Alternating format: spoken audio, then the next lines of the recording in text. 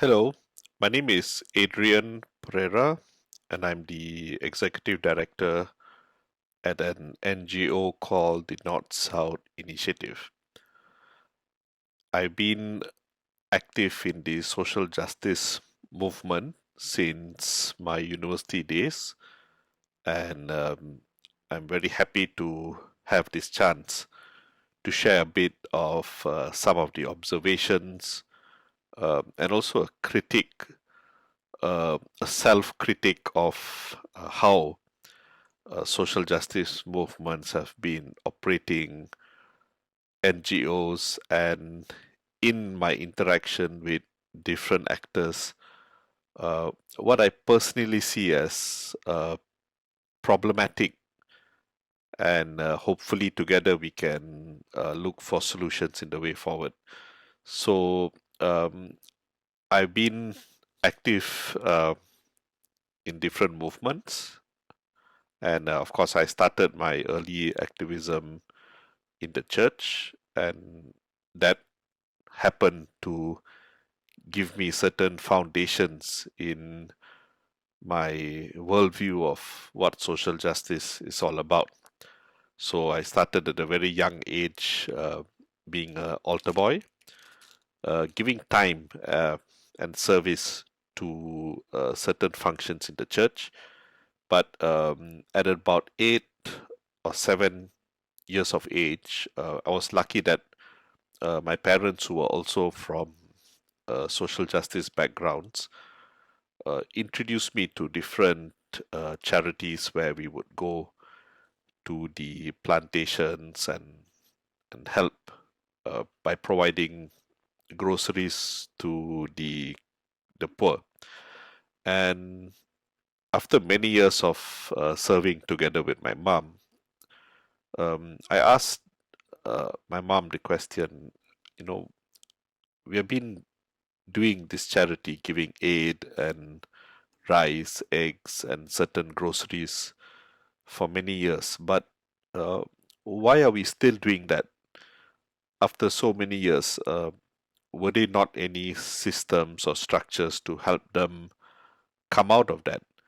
And I think at after about 10 years of doing that work, my mom, she said, if you don't give people that fish, they are not able to fish for themselves as a starting point. But my question to her was, what were the efforts or structural changes that needed to be made? And that is my whole starting point of my critique on those who are involved either in acts of charity and social justice and even human rights. My experience is more within the church systems and also in the secular human rights movements. So my work basically has brought me to a stage where I not only question my own um, values of integrity, but also the mechanics of how uh, me looking at myself should translate into how not just how I run the North South initiative, but also in the recommendations I make and my solidarity work with the grassroots, my networking with different government agencies, and also other NGOs. And of course, one of the more controversial types of social actions which I've been challenging over the years has been the power structures that cause or lead to injustice. And many a times we find that even the social movements end up part of the same structures and the same methodologies which kind of oppress people. And we also at many times, either out of convenience sake or in the interest of keeping such power structures alive, oversimplify things to a degree where we don't find the solutions down the road. So if you look at how the the way the corporates deal with climate change. So the first oversimplistic thing is to ban plastic. Now, yes, plastic bags and straws have been part of these campaigns at the national and global level. But do they actually know the where these plastics come from, and which are the industries that produce them, which also contribute to the larger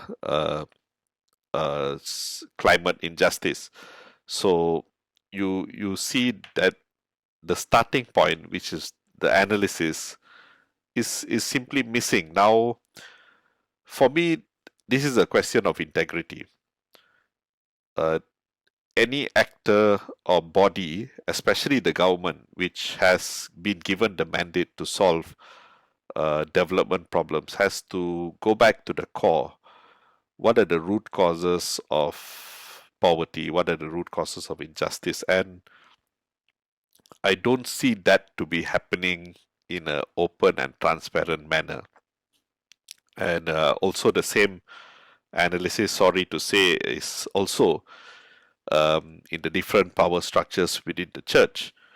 And you can see that, of course, the modus operandi is always the charitable acts, which I'm not against, but these charitable acts usually don't go beyond systems or solutions that break down structural oppression, or structures that violate uh, the rights of the people. So we call them structural sins.